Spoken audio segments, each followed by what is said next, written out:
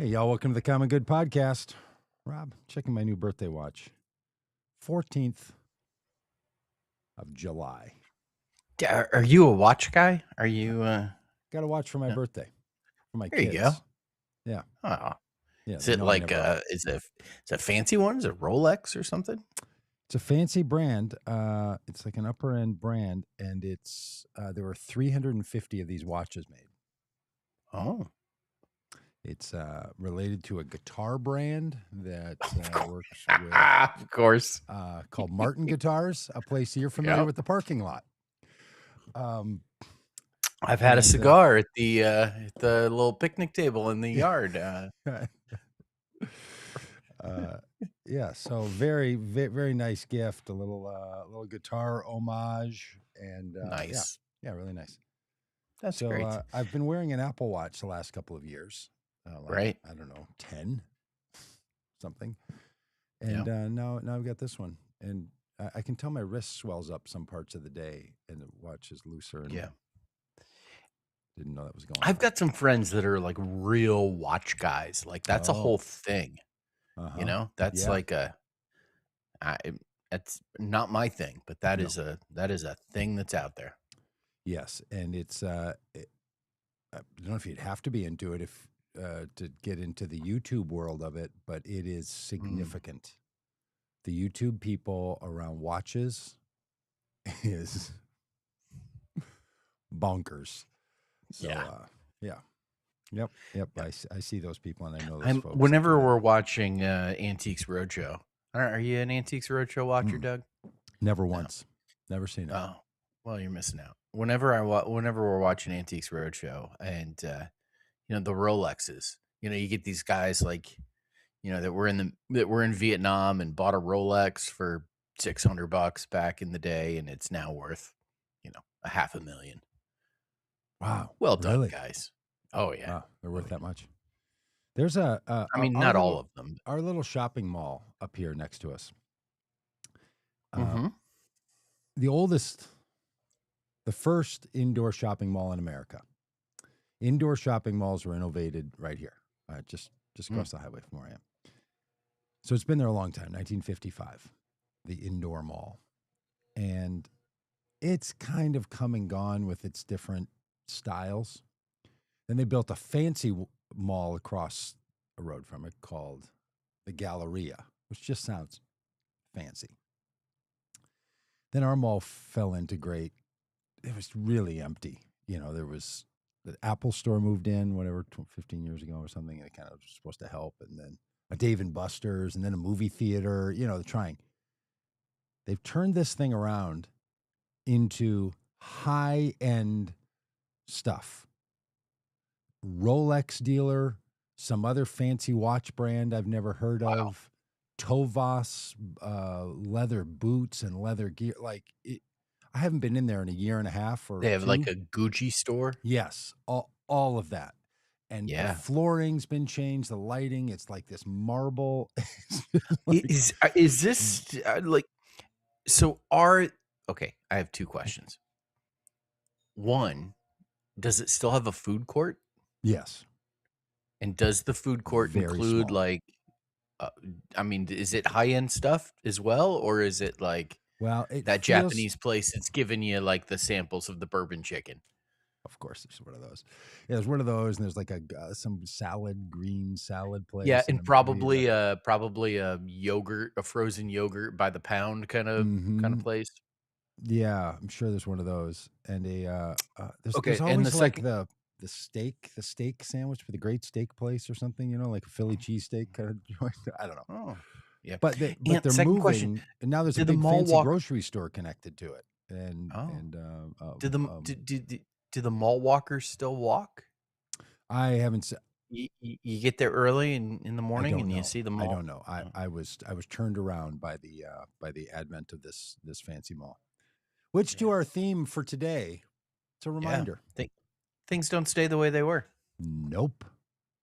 Things Yeah, change. It yeah. didn't in our country, in our culture, in our politics. It didn't always used to be the way it is now, Mhm. and it's not going to stay that way. It's going to be Yep. the theme of the day. Yeah. You know what got me thinking about this? Lindsey Graham dropping dead on Saturday. Just, on the phone, talking to Trump about Ukraine and, next thing you know, the proverbial pearly gates right in his sight. Yeah. I mean, it was really, we were all so focused on Mitch McConnell. It really was, unexpected. It would have been unexpected anyways, but, really unexpected because we were all focused on somebody else. And yeah, just shocking news. Yeah, shocking news. 71, Lindsey Graham. And I've been paying attention to Lindsey Which is Graham. young. He's a young man in the United States Senate. Yeah, he could have run for president in 10 years. A spry 71. Yeah, it didn't work out for him 10 years ago, but he could give it a try. He could have given it a try in another 10. Apparently we can have 80-year-olds. How old was Ronald Reagan when he left office? I don't think he was in his 80s. I think he was maybe 78, 77, Seriously? 78. Well, okay. And George Bush. How old was George W. Bush when he left? Because I felt like in 1992, I felt like H, relative to my age, was so old. And now he's probably, I don't know, he probably wasn't, he may not have been Lindsey Graham's age. I don't know. But it are you looking it up? Okay. I'm trying to find it. Yeah. See, that should be information just right there. Just a reminder keep riffing, and I'll yeah, just a reminder that our last two presidents been in their 80s. Ronald Reagan was a shockingly old 77 and 349 days when he completed his second. Yeah, just shy of 78. 78. Trump is 80. Biden was 81. Mitch McConnell's 84. Okay, I'm looking at the eight oldest presidents in U.S. history. What do we got? We got Biden, we got Trump, we got Reagan. Dwight Eisenhower was 70 when he left office. Okay. Andrew Jackson was 69 when he left office. Okay, so how old is H.W. Bush? Because this has been killing James Buchanan was 69. Harry Truman was 68. George H.W. Bush was 68. 68. Yeah. Almost too young to be president at this point. Like that old joke that Reagan used against Mondale, age has become a thing in this campaign, and I'm not going to use my opponent's inexperience and youthfulness. Youth and inexperience. Yeah, it's so great. Yeah, what a great line. What a great line. Yeah. And when Mondale laughed and basically gave him a touche, that doubly sealed the fact that he was going to lose 49 states. Friends, just remember this. Yeah. Just take into account for a moment. Yes. In our lifetime. Especially you and I, as me as an older man, and you as a middle-aged man. Richard Nixon left office to avoid impeachment in 1974, 1973. What date? Somewhere in there. Yeah. Sorry, I'm not a Nixon historian, but 73, 74. 10 years later, or 11 years later, the Republicans had figured out the problem, ran an election in 1984 in which the Republican candidate, bearing the badge of the party that had a president so bad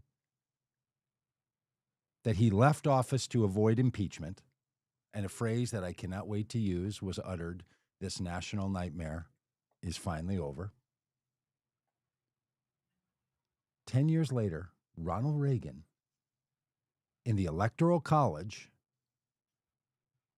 won 49 states. 49 states. all As of as them. as as Donald Trump would say, he won all the swing states. he won, he made every state a swing state and then won them all, except one, the good patriots of Minnesota, where the rebel loon flies high. One state did Walter Mondale win, his home state. Hmm. Politics changes fast. Yes. Yep. Democrats had a real shellacking handed to them in 2004 during the Iraq War.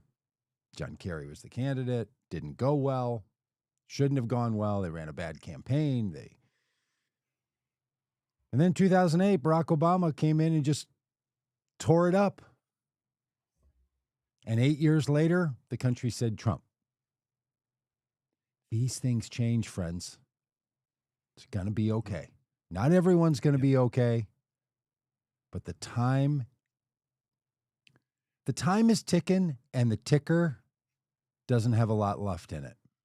Now, I don't know how long Don's going to live, but I do know how long he's going to be president. Until noon on the 20th of January, 2029. Or sooner. Yeah. That's it. We can see the end from here. And that end for the MAGA movement, it is chomping at their heels. Like, this guy has lost all the people. I know that all the Republicans are going to stick with him. You know why the Republicans are going to stick with him? Because voters who want to vote for Republicans activate in elections. That's why. And you have a very hard time winning if you stand against Trump as a Republican.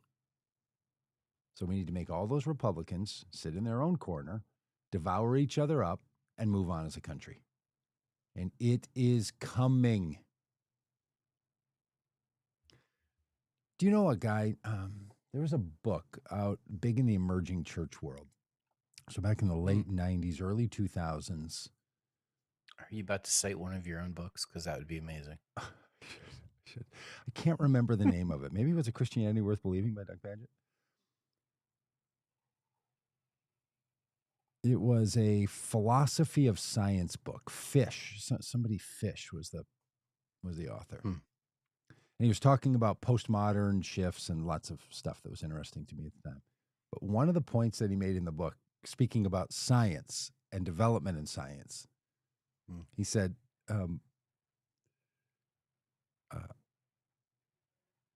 opposed to popular belief about how science advances, it doesn't advance one hypothesis at a time. It doesn't advance one experiment at a time. Yeah. Science advances one funeral at a time.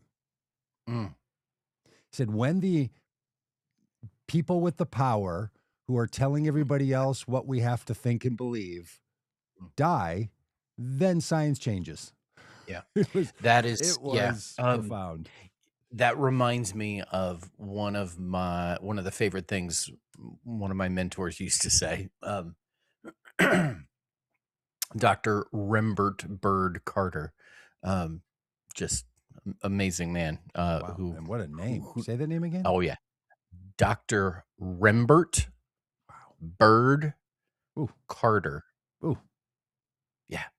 And Bird was spelled with a Y, Dr. Carter, he used to say, in referencing the biblical story of the children of Israel entering the promised land, he used to say, sometimes Aaron has to die before the people can go forward. And, in the biblical story, Moses had passed away, unable to enter the promised land, and the people were continuing to wander. And the text says that when Aaron died, the people entered the promised land. Oh, nice. Moses's brother. And yeah, it's basically that thing of like the old guard has to get out of the way. Yep. For And, and so, I mean, let let's talk about Lindsey Graham for a little bit. Uh, I thought, Doug, your commentary on not being glad that Lindsey Graham has died, but being glad that he's no longer a United States senator, Mhm. I found that really helpful, and I Oh, hope I good. hope other people did too. Um, because there is a sense of like, here's a person who has done a lot of harm in holding the positions that he's had and having the power that he's had. He has done a lot of harm. He's hurt people. Um, and probably because of his influence and his leadership, uh, I don't think it's a stretch to say even that people have died. Um, he's someone who has been uh, very hawkish in Mhm. wanting the United States to be very involved militarily around the Mhm. world, Mhm. and we've seen, that has brought about, this endless war culture that exists in our country. That even though Donald Trump was opposed to it, he continues to, perpetuate it because here we are at war with Iran again. Mhm. Still. Still, um, I mean, this is what, our Lin 5th or 6th war under Trump with Iran because he told us that yeah. it ended, and then apparently there's a I new actually one. yeah. I So he actually must be looked up just the other ending and starting, new yeah, wars yeah, I constantly. looked up the other day, and apparently, like, it's been over 40 times Donald Trump has said that the war in Iran is either Okay. done or right, like yeah, so it's So it's not crazy the amount. 40 Lin years Lin war, it's the 40 Yes, times war. It's ended yeah, and then that's right. starts again, ended and starts Yeah, again. It's like yeah, my friends who and quit then drinking. They say, I quit drinking. I can quit drinking anytime I want. yeah, I also yeah, just start again right away. But I can yeah, quit whenever I exactly. want. That's Trump on the war. Like, Yeah, sure, we're we're yeah, we're done. No, we yeah. started again. It's Lindsey crazy. Graham has also participated in propping up people in power who have brought great harm to the country and the world. Donald Trump being one, Supreme Court justices. He's participated in the passing of legislation that has greatly harmed people's lives. Lindsey Graham is someone who has really like the legacy of his time in the United States Senate is going to be one that I think Mhm. history is going to judge as here's somebody who did a lot of harm. Yep. Yeah, look, by some And it's people's good to have measurement, it. and It's other people are good. gonna say he did, Yeah. he's exactly what we wanted, and we wanted more of it. Yeah. Funny Yeah. enough, the hardcore MAGA people Yeah. Don't like him. don't like Lindsey Graham. The Yeah. hardcore MAGA people hate Mitch McConnell. Hmm. 2 guys who are going to, Yeah. Yeah. be leaving Yeah. the Senate. One maybe by And his term running yes. out, and the other Yeah. one by his term running out, if you know what I'm saying. Yeah. So, the spectrum, uh, uh, where you find yourself as to who you find tolerable, you'll find a lot of MAGA people who are also really glad Lindsey Graham is gone because now the governor of South Carolina can put in a real American. Yeah, I mean, this is the thing. Lindsey Our Graham's country, sister. your country, their country. This whole thing just continues to embroil us. Hmm. Yeah. Yeah. And, at the same time that we say all of this critical stuff about Lindsey Graham, we also recognize here's a human being. Yeah. Here's a human being with, with hopes and dreams. And I'd be willing to bet really complex feelings about the world that he was living in. And, someone who, I believe as a Christian, made in the image of God, carrying, the spark of the divine within himself, and also someone who, I brought about great harm in the Yeah. world. As And people so, do. Yes. yeah, and so don't rejoice in his death in any way. And well, hopefully whoever replaces him, his sister temporarily, and then, fingers crossed, Dr. Annie Andrews, one of our friends and guest Yes. on this show and Yeah. candidate for common good. Um, hopefully whoever replaces him in the United States Senate will do less harm than he did in that position of power. Yeah. Amen. Amen to that. I have a little comment in the, I think it's in the video, which people can find in this YouTube channel or the Facebook thing, where almost lots of places where you're watching this, you can find it, or just go to Vocom and go on YouTube if you want to see it, or get on our email list and you have gotten it sent to you. Made a little comment that actually stole the sentiment from Rich Mullins, who is a musician. I said, look, Lindsey Graham is a beloved child of God. It doesn't make him special. It just makes him human. Like, God loves you, does not make you special. By definition, it makes you like every other living being. Yep. And there's a funny thing inside of Christianity where people want there to be not only their own love to have a boundary, of which Jesus, the author of the Christian tradition that I want to follow, says, love your God, love yourself, love your neighbor, and love your enemy all the same. Because that's how God acts, because God loves his enemy. God loves God's enemy. So that doesn't make anybody special.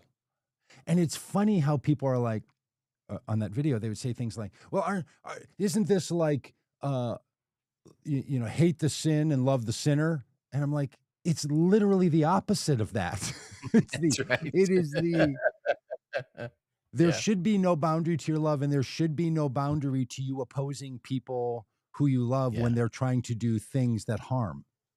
And the fact that we think that only people who are our kind of good doers deserve our love, that's the whole problem, right? For those of us who care about that thing, because, I look at Terry Lynn's comment here. Like, how you doing, Terry? How's that love thing rolling for you?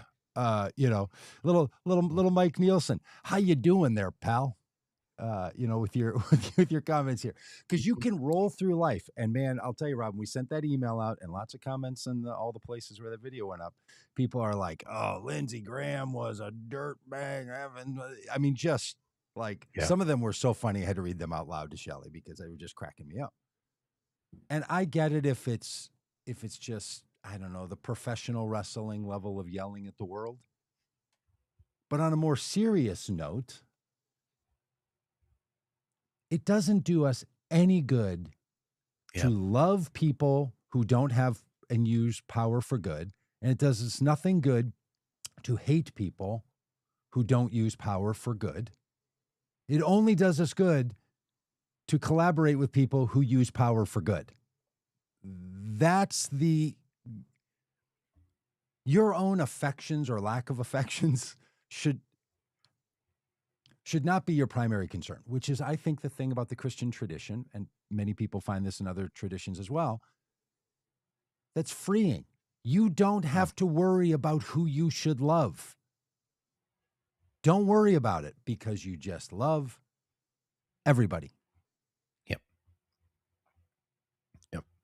Yep. And as we say, and I said in the dealio, but not everybody you love should be a United States senator, and this man should, like that. And then people do this thing where they're like, yeah, but all the harm that he did and all the harm. Yes, those are two separate things. So let's put him in a position where we don't have to care what Lindsey Graham thinks. I wish the American people had made a choice in November of 2024 for the majority of us and the people of the world to not have to care what Donald Trump or Stephen Miller think. Wouldn't that have been great? Just let the man go off and think his thinks, because we wouldn't have to care if he wasn't the president, if he wasn't a senator, if he wasn't a representative, if he wasn't somebody in power. Yeah, absolutely. On the politics of this, Ed made a comment about, maybe Stephen Colbert will move back to South Carolina and run. And I've seen Hilarious. that a little bit. Oh, really? And I get that. Yeah, I've seen people mention that. This is just for people to understand. This is a Senate seat that was already being contested. Lindsey Graham was running for re-election. This is not like he's in the middle of his term and Oh, I there's, see. 4 more years and there's going to be a special election to see who fills it. No, that's not what's happening here. Lindsey Graham's sister was appointed to fill his seat That because happened yesterday. yesterday. Yeah. Man, the nepotism Because in the Republican Party is unencumbered. yeah. They do not Because care. They just see all of it as the family business. These very yeah. people who couldn't stop crying about Hunter Biden. Lindsey Graham's sister was appointed to fill out the rest of his term. She will be the senator, now the junior senator from the great state of South Carolina, until January of 2027. At the same time, there will be a special election, not to decide who the next senator will be, but to decide who will be the Republican nominee for that seat. Yes. Because that seat is already up for re-election in November. The Democrats don't need Stephen Colbert to move back to South Carolina and run because the Democrats already have a candidate running for that seat. Yes. Annie Who, Edwards. according to polling, was catching up with Lindsey Graham in the polls. Yes. That candidate is Dr. Annie Andrews. You should look her up. You should find her. She has been a guest on this podcast in the past. She has been a candidate for Common Good. She is fantastic. And we don't need Stephen Colbert. This celebrity obsession thing is that exists is, it's part of how it got us Donald Trump. Yes, it is. I was going to say. And yeah, and jumps the Democrats don't need to recreate it. We don't need Stephen Colbert to do this. What we need is everybody to get behind Annie Andrews and let's go. Let's go.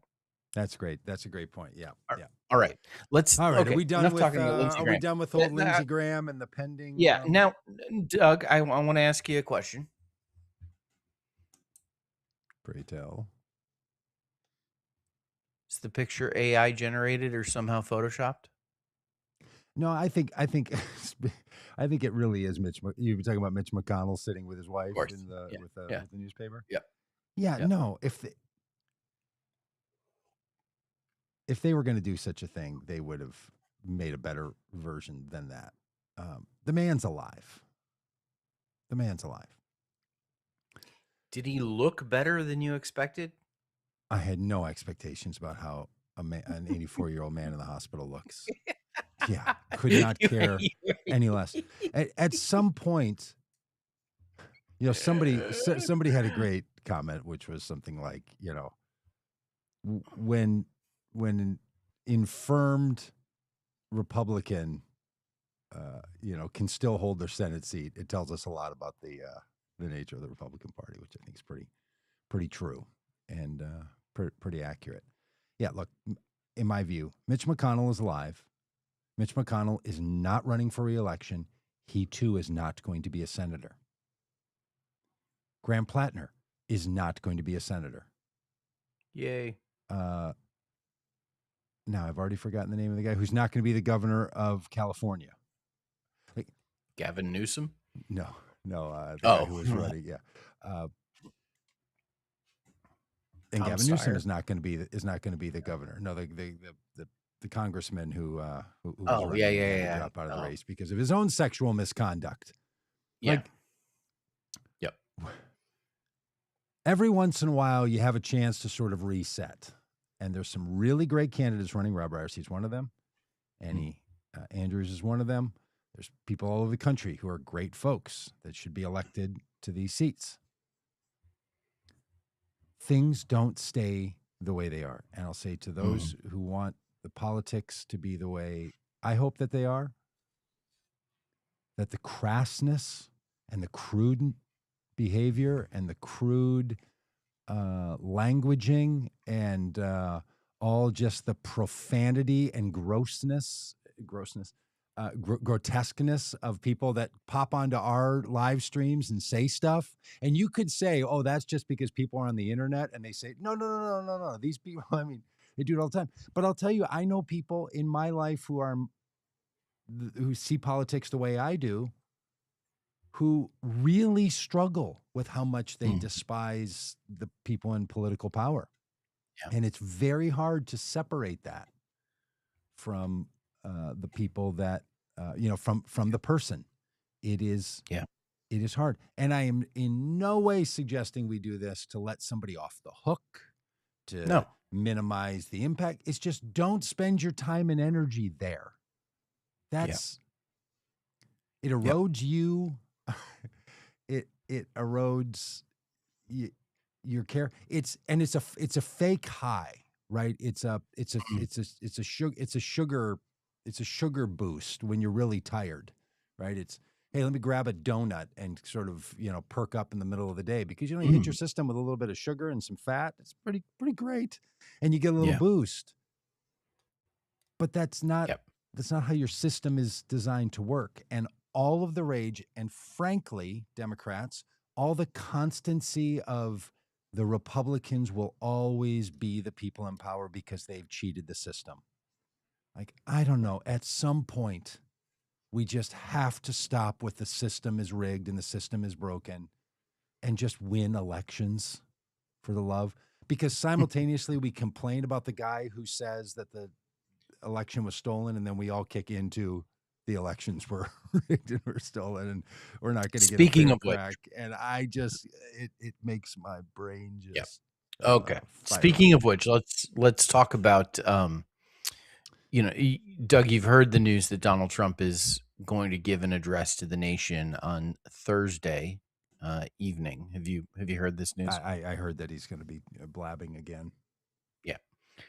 There was some speculation that this was, related to the, reignited war with Iran, and, something related to that. And then there was news reports yesterday from, sources within the White House that the plan for Donald Trump's speech to the nation on Thursday evening at 9 p.m.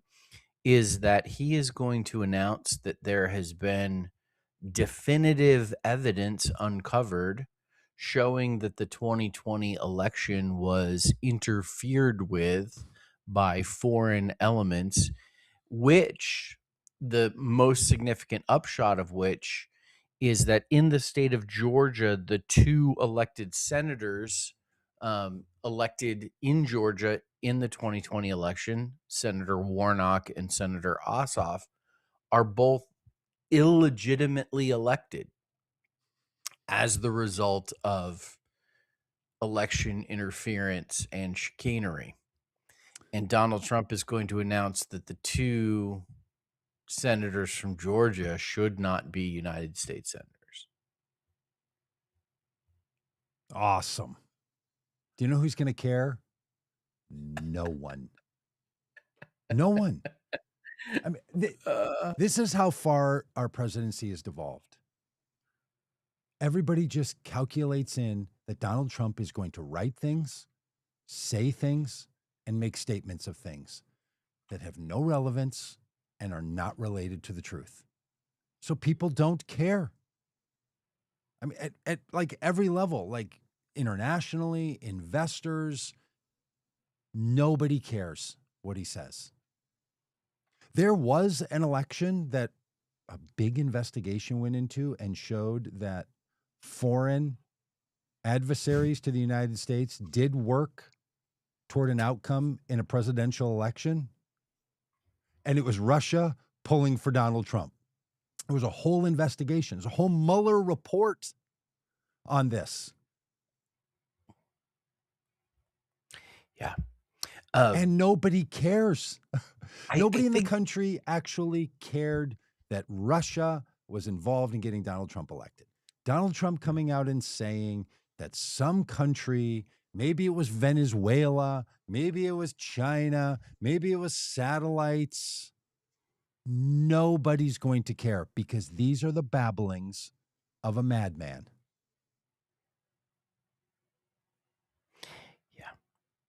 Yeah. And it used to be that if the president, remember in the West Wing when that fine little episode, and they were talking about how if a particular person running for re-election didn't sort of get on board with the president, they were going to fly Air Force One into their state and land and have some meetings and feel the full weight of Air Force One coming down on the political campaign. Mm-hmm. All gone.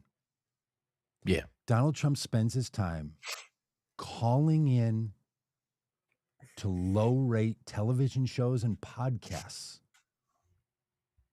to try to make his point. He finally probably got the national security advisor out of her role when she was investigating the files taken from Fulton County, Georgia. Yeah.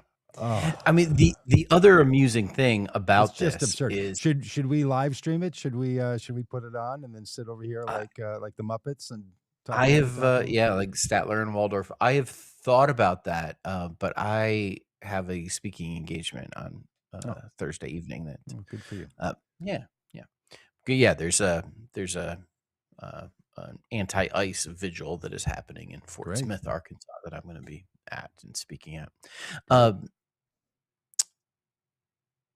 The really ironic thing is that Donald Trump is going to make this case, apparently, allegedly, it might be something different. He's going to make this case about election interference and how these elections in Georgia can't be trusted. The really amusing thing about this is he's going to do this at the same time and probably make the case that this is why we need the Save America Act, this bill that everyone thinks will solve everyone. I say not everyone, but you know what I mean. Thinks that this bill will solve election problems in America because it will institute voter ID or picture ID, photo ID when you vote. Doug, in 2020 in the state of Georgia, photo ID when you vote was required. Yeah. Georgia had in 2020 one of the strictest election requirements in the country. So that's when you vote in person, and then on mail-in ballots there was a signature verification that took place in 2020. Then in 2021 they passed a law adding the photo ID to even the mail-in ballots, which you have to So anyways, all this to say, if there was election shenanigans happening in Georgia that produced Senator Warnock and Senator Ossoff, those shenanigans happened in the midst of photo ID at voting. The very thing that the SAVE Act says is going to, save American democracy. Ridiculous. But that kind of recognition, that kind of hey, let's connect the dots here. That's not something that this president typically does. No. And because the rest of the system, journalists, political parties, citizens, don't want to normalize Donald Trump's behavior. Yeah. We tend to just act as if everything is normal. Oh, a president is saying some things. We should then pay attention and respond. The hard thing for the whole system is to just set aside the fact that he's calling a primetime press event, because we've heard him so many times do primetime press events, and they're full of misinformation, ramblings, and nonsense. Yeah. Because this administration is reckless and dangerous and full of nonsense. Yeah. So I am glad, Yeah. frankly, I am very glad he is going to do this. I think every chance we have for this guy to be out there pitching his election interference in 2020, when he was the president, Republicans were in charge of the elections in Georgia, he should be out there pitching why on his watch that happened. Why on his watch 2 Democrats won in Georgia? And why, when he was not president, there were fair elections that allowed him to be elected. Yep. Exactly. Why is that? Why, when Barack Obama and Joe Biden were president, did we have fair elections? And why, when you were president, did we have corruption in our elections? Now, wouldn't that be a fun question for anybody in the press to ask? Yeah. Where is the corruption possibly coming from? Mm-hmm. Well, inside the house, apparently. Yep. Where it is. Yep. Oh, this man, he's just so absurd. Yeah. Doug, the violence on American streets perpetrated by agents of the federal government continues.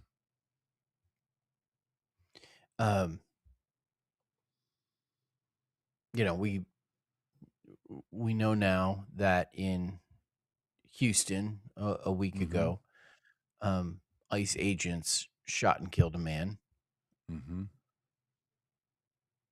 Lorenzo Araujo.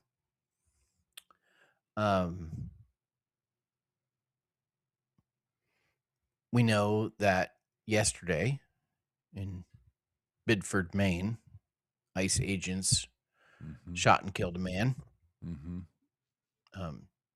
Joan Sebastian Guerrero. In Memphis, the National Guard sent there to Memphis to keep people safe, allegedly, by the President of the United States, have now killed 2 men. Yep.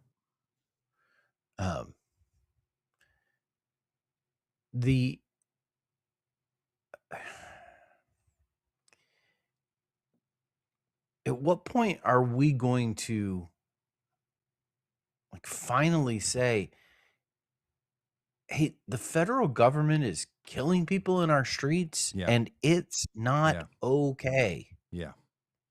Well, It's I think not we are okay. saying it.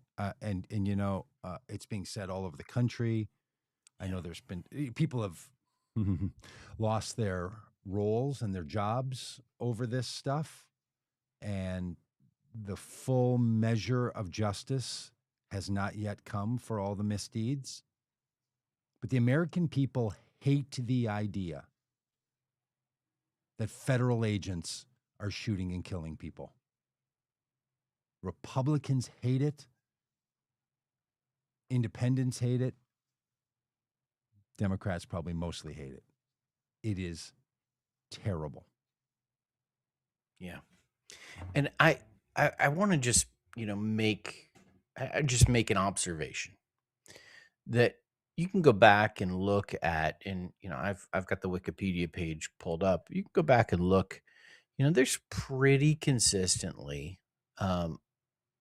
several ICE or CBP, the Customs and Border Patrol Agency, pretty consistently and this is an amazing sentence to say.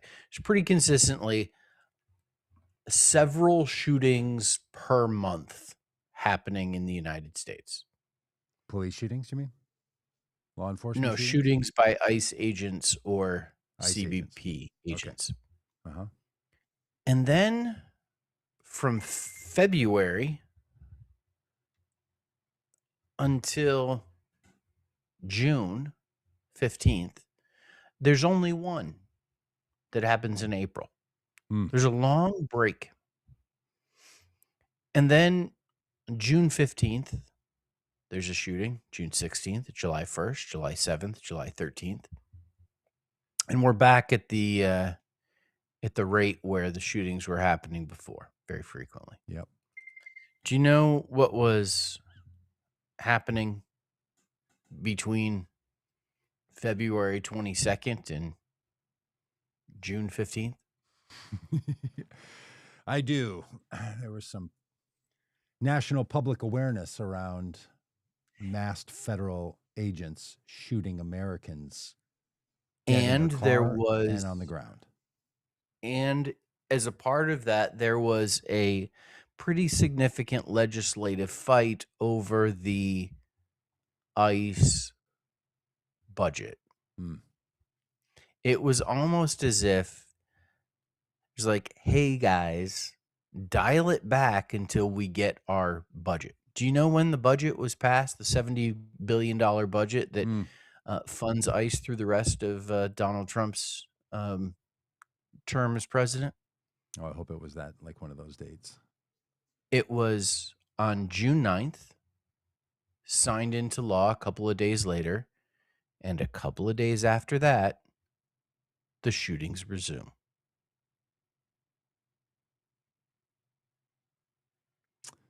Well, as the conspiracy theorists like to say, there are no coincidences. Wow. This agency needs to simply be abolished. I am all for spending $70 billion over the next 3 years on our immigration system. Let's do it. Let's spend $70 billion on our immigration system, and let's use that money to hire asylum judges and immigration judges and staff people that can help alleviate the bottleneck that exists at our border. Let's hire staff who can process visas, who can handle applications, who can move people through the process. Because let's spend the $70 billion on that. Right. Not on the people who are killing human beings on American streets. Right. Great point. Not on a bunch of cowboys driving around, riding around, gathering up the worst of the worst. Police academy dropouts shooting the wrong people.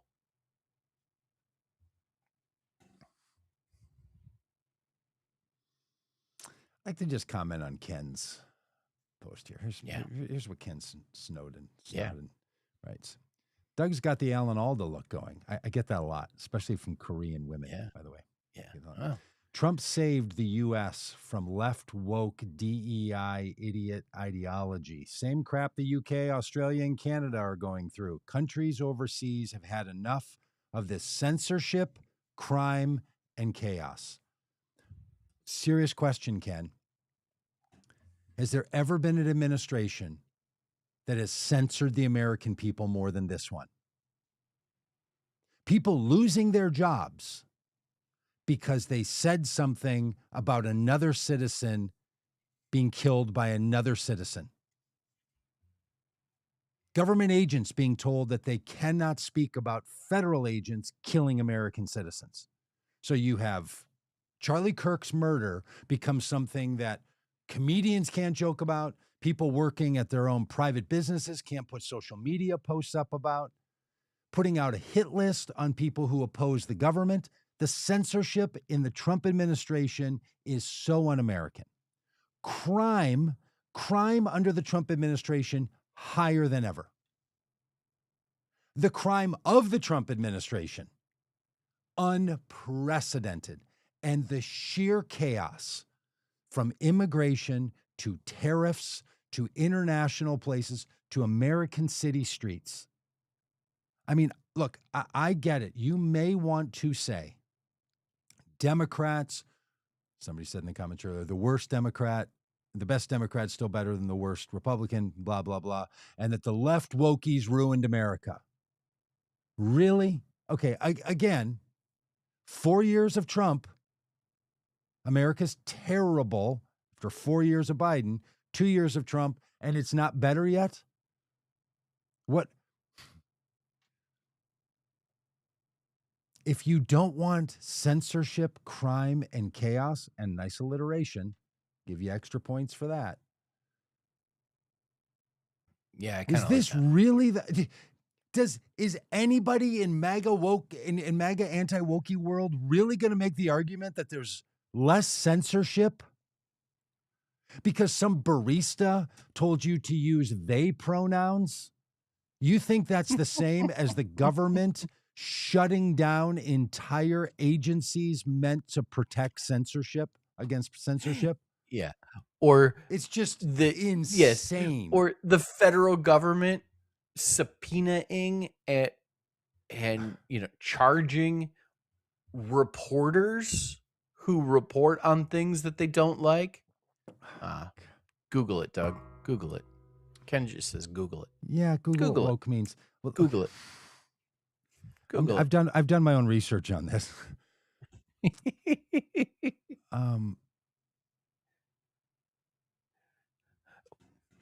If you don't, Doug, I have a very exciting thing. want Can I crime, just interrupt the pod? Can I just interrupt the podcast for a yes, moment? of course. My child has brought me a freshly baked homemade chocolate chip cookie With a thumb in the background. with a thumbs. Do you want to be on the podcast for a second? What is it? That's got to get. That's hello. Here, bend down a little bit so we can see your face. There you are. Hey, brought she's that real. chocolate chip She's cookie. real. She's real. All right. Okay, sorry. Yeah, just a little. I'm gonna mute myself while You're I gonna get eat a cookie my, for yeah. I mean, don't wait. Eat that cookie right now. and Eat that cookie during the podcast. Here we go.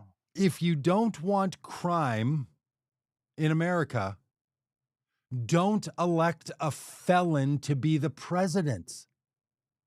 And if you think that's not a real crime, and you have in your mind the immigrant crime that's happened, I would like to suggest to you that we don't call things crimes that are in your imagination, and we do call things crime when someone has been convicted by a jury of their peers.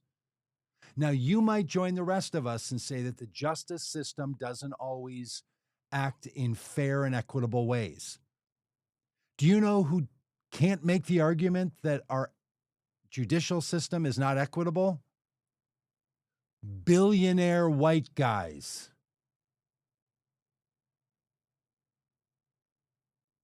The man is literally a felon who pardoned other felons. And you want to talk about crime? Inflation is up, crime is up, confidence in the country is down, tariffs are up, and people are struggling. A government that used to work on behalf of the most impoverished in the world was gutted by this guy and literally his billionaire incompetent former booster.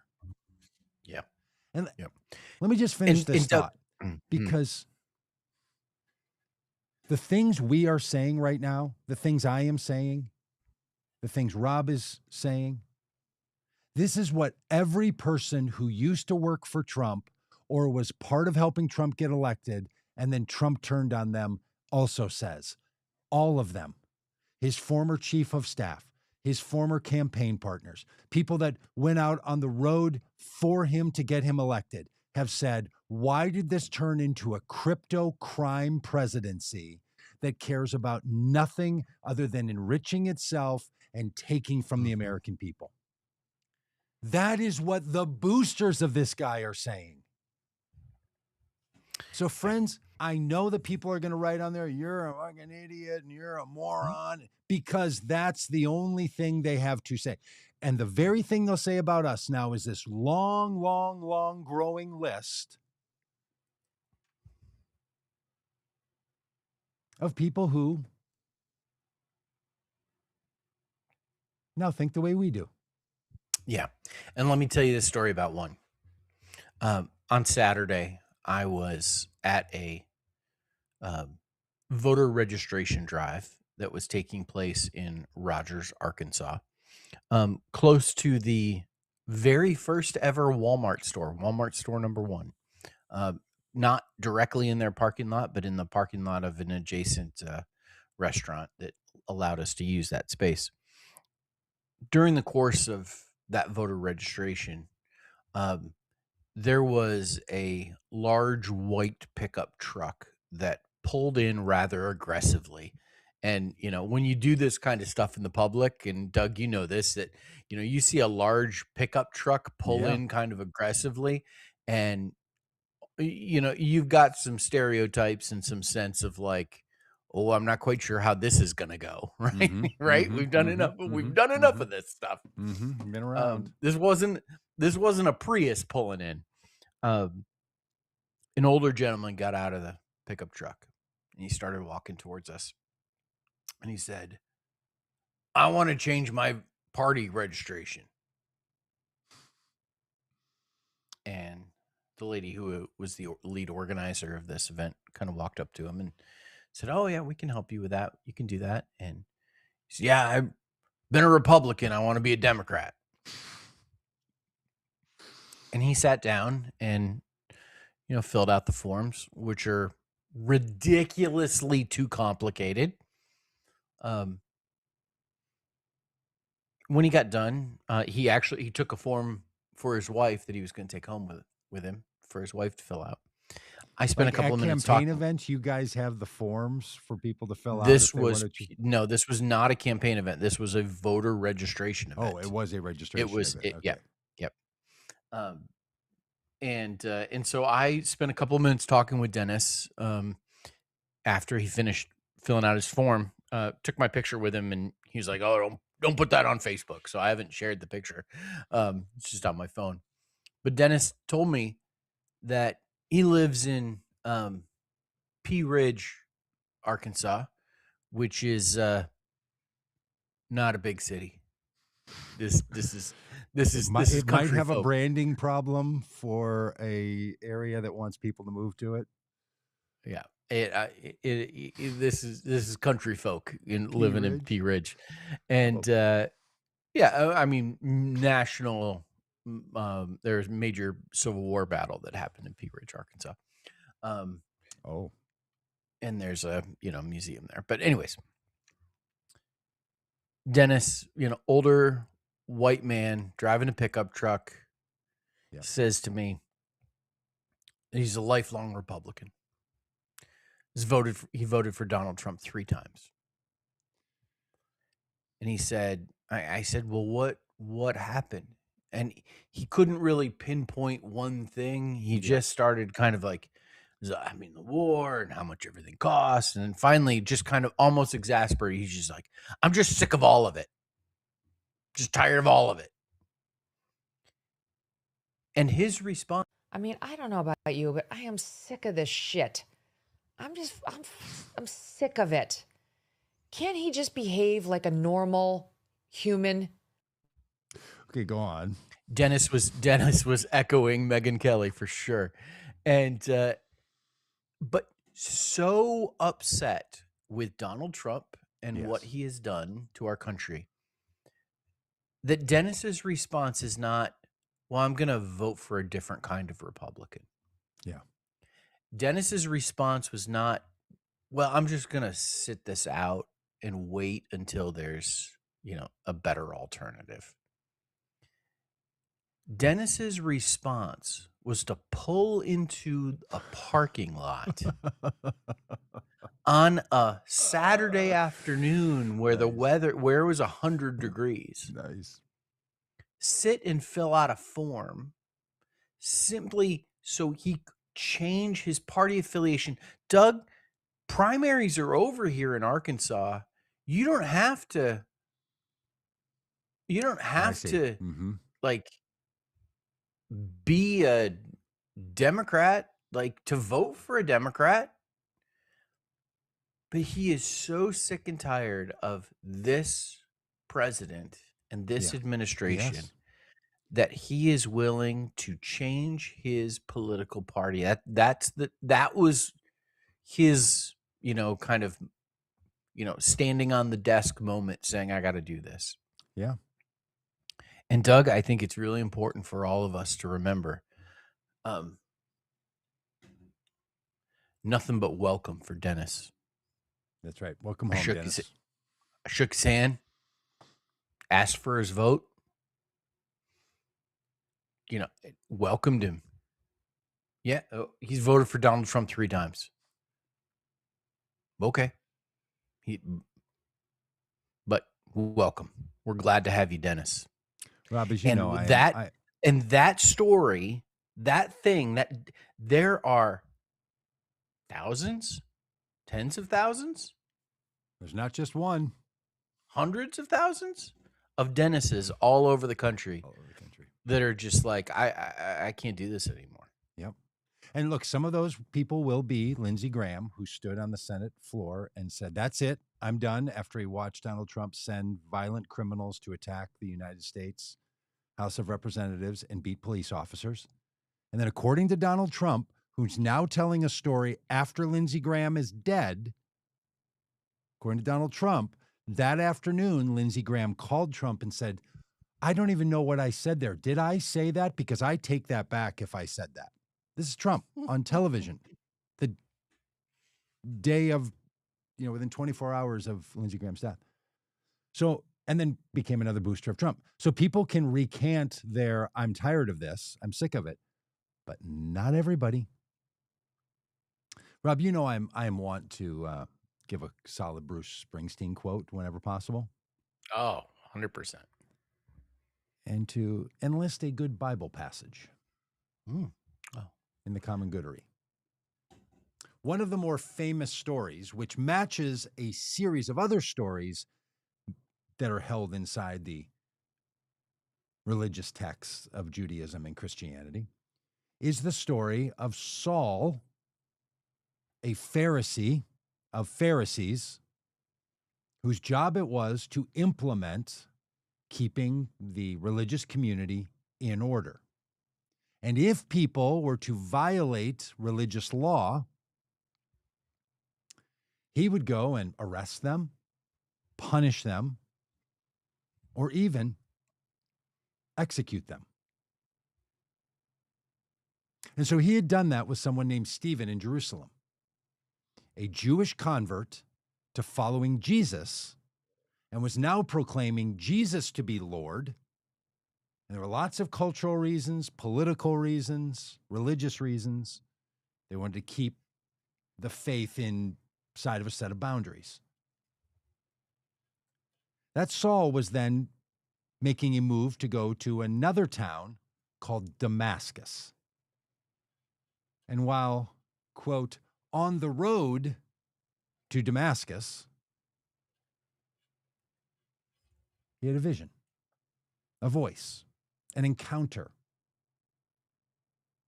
that struck him blind until later he could see, which we would now call woke up. And the voice said, Saul, why are you persecuting me?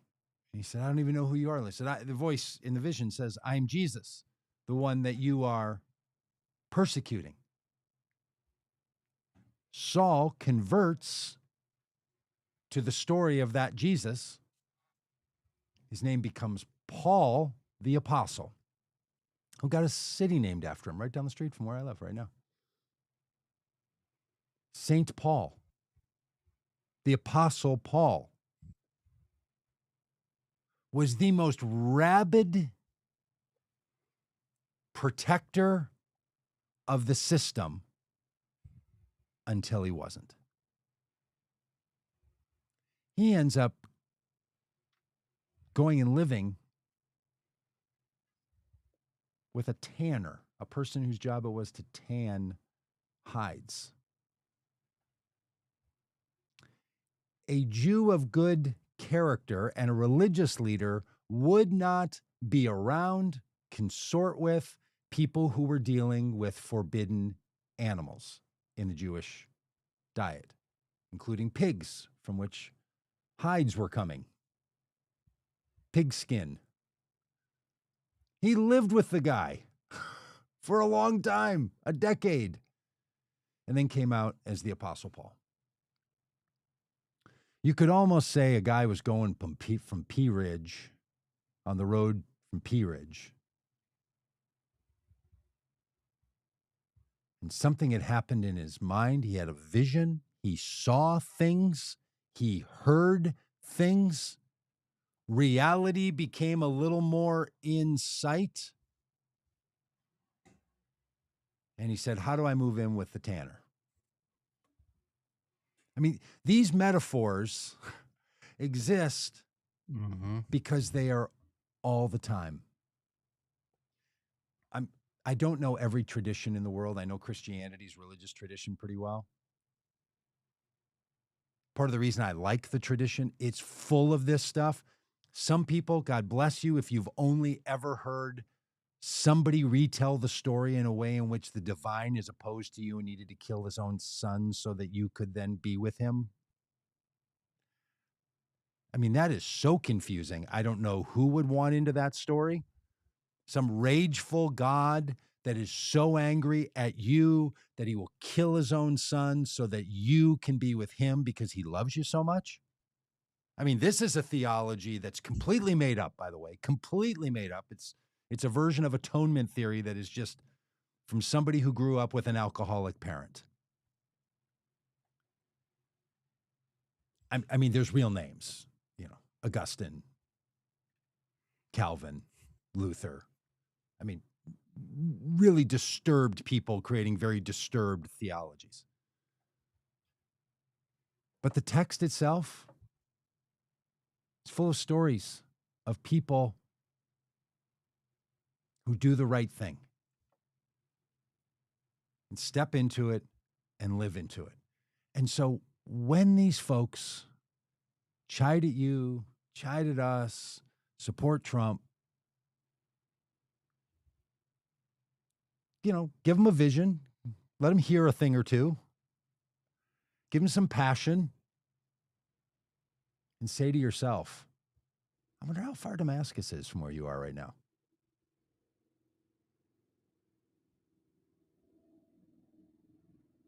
Or, I don't know, just think the whole thing's rigged and people never change and somebody in power has all the things and it's the billionaires and there's 11 people making all the decisions in our current 2026 version of the Illuminati. I don't know that. Or there's a big people movement that people of the common good have been losing the arguments. Because, Rob, you have this great bit, which is, like you want to win an election, not win an argument. Mm-hmm. Yeah. But at some point, we also need to kind of like win the, win the hearts and minds so that people are like, well, that's a better idea. You people at least have a better idea, even if you don't have a better implementation of it. At least there's a better idea of it. And frankly, Democrats that I want to win elected office haven't always had a better idea. 100%. I feel like during the sermon there, you wanted to say something like somebody sitting in the back row at church and is like, "Hey, man, if the pastor would stop for a minute, I would chime in." Just tackle you. Hey, did I miss the Springsteen quote? No, I said I want to do a Springsteen quote, and I'm also somebody who wants to always give a little Bible reference, so I gave a little Bible. Oh, I thought you were going to give us a Springsteen quote. No, I was giving you a Bible reference. That whole thing I just did, that comes from the Bible. I'm sorry. I should I get that. I thought for the fundamentalist pastors. That comes from the Bible, from the book of Acts. Right. Yeah, I appreciate that. But I thought I was under the impression we were going to get a sermon punctuated by a Springsteen quote. Oh, yes. Was I the only one who thought this? Folks in the chat, help me out here. Come on. Would you like us? us? Are you begging? Are you begging for a little more? Are you saying give it? don't leave me Springsteen quote hanging. Yeah.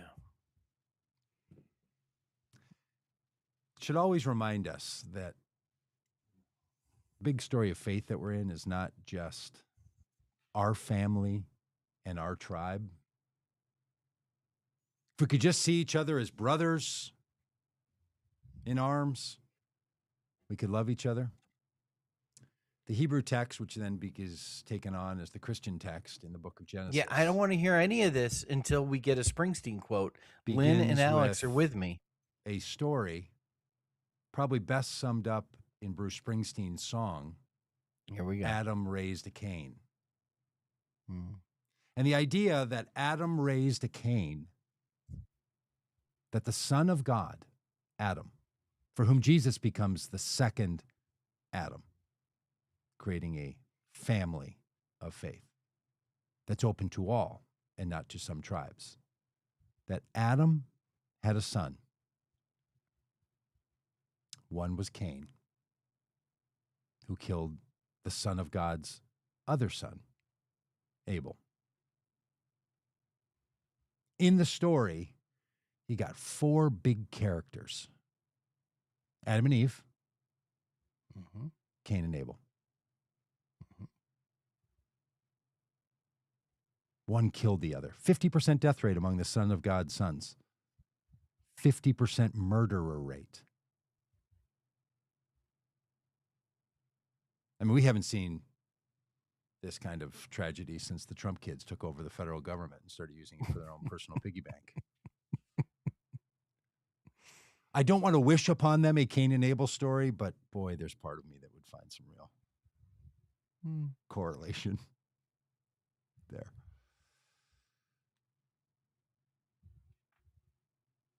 It ain't no sin to be glad you're alive, Rob. And we can live in a world in which we're glad to be alive. Yeah.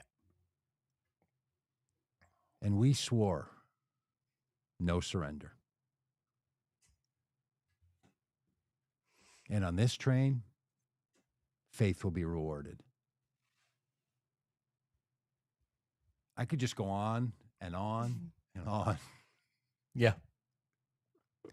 With random Bruce Springsteen quotes of lots of goodness. We've met the enemy, and he is us. Look, I was chatting with some friends last night, and I used a line that I've been using a lot lately, where I'm like, look, do you know how we know that we can live with the enemy on any topic? Because we live as our own enemies. Human beings maybe aren't the only animal. There's probably another one somewhere, I just don't know which one, that regularly self-harms. I mean, you might get an animal that gets a fetish and licks, and then they get a smell. But like the degree to which humans with full consciousness, though, as we understand it, are constantly are self-harming is amazing. To the degree that if anyone else spoke to most of us the way we talk to ourselves about ourselves, we wouldn't want to spend another minute with the person. Yeah, totally. But we figure it out. We are the multitude. Like there is a real sense in all spiritualities that I know of that contained in us is the multitude that is all of us, and all this kind of philosophical stuff. But look, we get it. But most people continue to live in a pattern until a better option is presented. My friend Tom used to work in a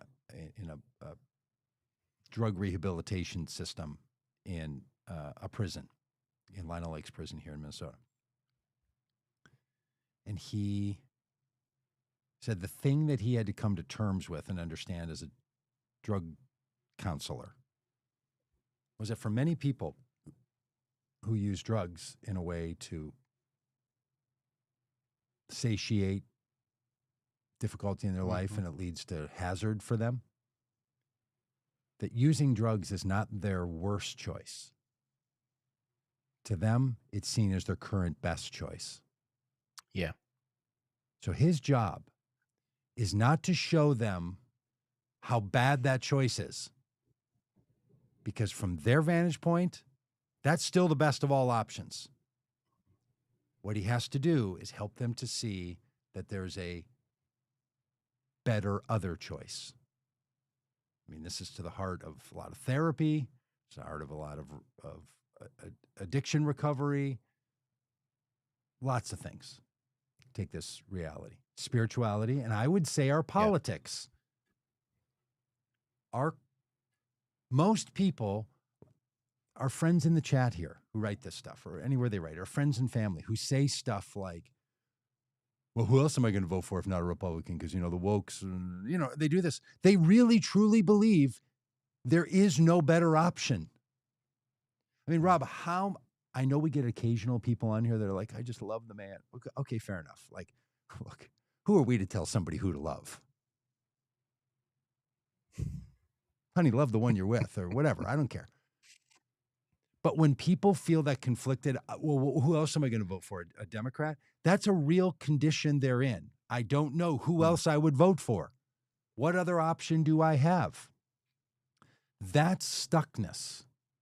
That, by the way, theologically is what is called the manifestation of, trigger word coming, sin. The sin bit is that you are trapped and have no other options. That's why Jesus sets the prisoners free. That's why there's a Day of Atonement in Judaism. That's what all this is being freed up so you have other options. So helping people have other options is theologically the words we use for that, setting people free from their sin, from their trappedness, from their stuckness, from their I'm totally fuckness, right? That's the theological term. People need another option. They're on a road to Damascus. And Adam raised a Cain. They can't help it. There's no system righteous enough where you don't get people harming each other. And things change. Things change. Just because it's this way today doesn't mean it's going to be this way tomorrow. You never know what notification you're going to get on your phone. Edward puts in the chat, oh, Minneapolis, I hear your voice singing through the bloody mist. We take our stand for this land and the stranger in our midst. Here in our home, they killed and roamed in the winter of 26. You want a good Springsteen quote? Thanks for that, Edward. That's a good one.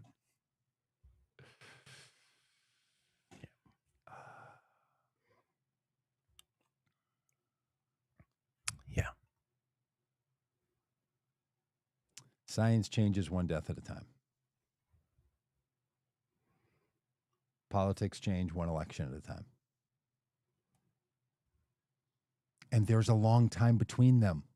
And don't get discouraged. The time is coming. I mean, to be overly biblical about this, I'm really feeling my preacher bit. Yeah. This is what, by the way, the promises in the book of Isaiah that end up being taken and interpreted in a way that have Mary being a virgin when she births Jesus, is because in the book of Isaiah, there is a promise that delivery will come before the young girl who is a virgin is impregnated. It was a timing prophecy. She's a young girl now. She will reach an age where she is married and can have a baby, and delivery of the nation of Israel will come before then. That gets turned into a virgin had a baby. Do a whole other conversation about all of that. The thing I like about it is a timing promise. And it's not as good as this phrase has been for a lot of people. It's become, this phrase I'm about to use has become tiresome to me, like a very tasty piece of gum at the start becomes something that you're quickly looking for a trash receptacle because it's just lost its flavor. The moral arc of the universe bends toward justice. Mm. I don't know about that. I don't know if that's true.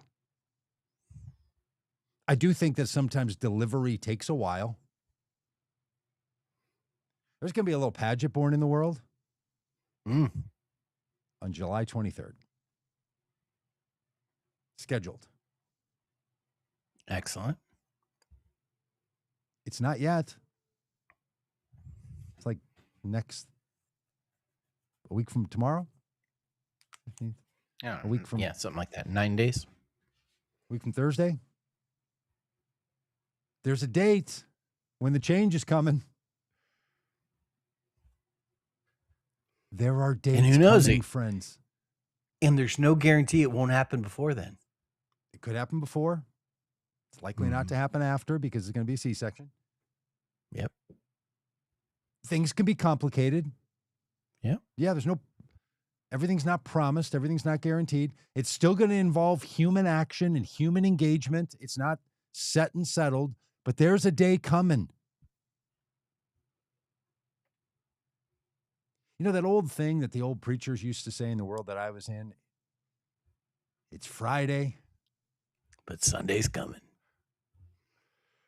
That's a reference to the crucifixion of Jesus, noon on Friday, and resurrection early Sunday morning before sun up, which somehow we get to call 3 days. And to borrow the joke from MrDeity.com, 26 hours, 36 hours tops. Going to be down. Great bit. I mean, not even a full 3 days in the grave. Just early the third day.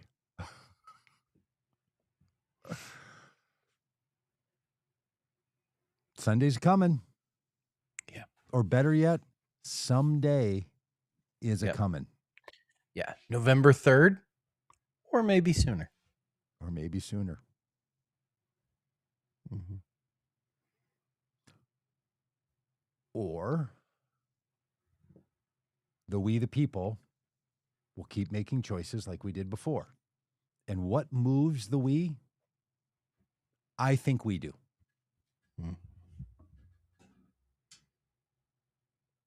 I do think that that our friend Ken did make a point that was worth thinking about here. He says the same crap the UK, Australia, and Canada are going through. What is true, he's saying that the DEI wokeness of Democrats, which is hard. He's for people not like Rob and referencing He's not referencing the worldwide impact of Donald Trump's presidency, which is. Yeah, because you know what the world loves right now is the U.S., baby. This is really great for everybody because he's ended all the wars. The war in Ukraine is over. The war in Gaza is over. 40 different times he's ended the war in Iran that he started 41 times. Just what a guy. Really getting her done. And there was a global movement of anti-immigration, closing borders, and a pushback against inclusive policies all over the world. Yep. Not in every place equally, but all over the world. U.S. got caught up in that stuff too, and we'll fix it. Yep. Someday. Someday's a pretty good idea. All right, one last comment. AI viewers, streambo.com. I can't miss off on a good spam. So great. All right. Hey, thanks, y'all. Lots of good Yep. comments in here. Hey, lots of things happen in the Vote Common Good world. Get on the email list. Check the list. We're going to be asking you to wrap our bus. We're going to be asking you to. We're going to make a book that goes along with our PBS documentary about the who's the we question that we raised on the ride. Yep. There's so much stuff going on. So, and we're with us. working on raising on the Rob for Congress campaign. We're working on raising $10,000 for our field operations. So if you would like to donate, you can head over to robforcongress.com and Can smash that somebody donate button. fund the operation that's going to happen in Pea Ridge? Yeah, absolutely. I Yeah, think in let's Bluey, let's turn Pea Ridge into, seriously. blue territory. Let's reach Dennis from Pea Ridge. I mean, that's gold, baby. Liquid gold, if you know what I'm saying. Pea Ridge, liquid gold. I think in the kids' show Bluey. Do you know the show? Do you have a privilege of I know watching the this? show. I've never seen it. My kids are a little old for Bluey, but yeah. I get it. Rob, I will say to you with clear eyes and a pure heart, no one is too old for Bluey. Oh, okay. Just go watch an episode. They're like 7 minutes or 12 minutes. It's Toy Story level of great adult humor wrapped inside of kid stuff. It's Australian, and so it's Australian accent and phrases. And apparently one of them is peeing outside is called a weed pee or something, a weed pee or a tree. It's just great. Bluey, can we weed pee? It's just fabulous. I mean, truly, Bluey is just an international treasure at this point. In fact, in my fancy mall that we started talking about an hour and a half ago, there's an entire Bluey store in there. A Bluey store. Wow. A Bluey store. I bet they wouldn't mind if I went over there and shot a video. Oftentimes the people kick you out if you get your camera on and shooting videos. But Yeah. I could probably pull one off in the Bluey store. It's just. They probably don't want you to do a weed pee in the Bluey store. They might let you. I don't know. There's probably a little urinal in there with a tree around it. Yeah. Okay. Yeah. So anybody you feeling down? You've already seen all the Ted Lasso you can watch. Just go watch an episode of Bluey. I think it's on PBS. I don't know. You find it. Look, if you found this, you find it. That should be a thing we say to the haters when they scream at us, like, "Who paid for the buzz and you wokies?" We should be like, maybe head on home and catch an episode of Bluey. We can turn it into a blue hat, vote Bluey thing. It's great. Bluey for president. That's very sweet. All right, thanks to all of you. Thanks for all the great comments. I don't hear that very often. I don't get a preach Doug comments.